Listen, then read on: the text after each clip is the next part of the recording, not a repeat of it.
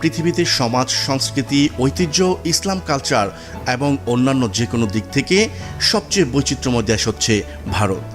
বর্তমান ভারতের জনসংখ্যা 1.339 বিলিয়নেরও বেশি, যার ফলে ভারত হচ্ছে পৃথিবীর দ্বিতীয় বৃহত্তম জনবহুল দেশ এবং পৃথিবীর সবচেয়ে বড় গণতান্ত্রিক দেশও হচ্ছে ভারত। অফিসিয়ালি 200 মিলিয়ন বা 14 এই যে ভারতবর্ষে ইসলাম পাচ্ছেন, ভারতবর্ষে ইসলাম ঢুকেছে একটা ঘটনাকে কেন্দ্র করে। কি ঘটনা? একজন মুসলিম নারীর ইজ্জতের উপর হামলা চালিয়েছিল একজন লম্পট রাজা। এই ঘটনাকে কেন্দ্র করে বিন কাসিম, এই যে ঘোরসাওয়ার, অল্প কিছু সৈন্য নিয়ে আক্রমণ করেছিলেন ভারতবর্ষ। এই যে বিজয়, এখান থেকে শুরু হলো ইসলাম।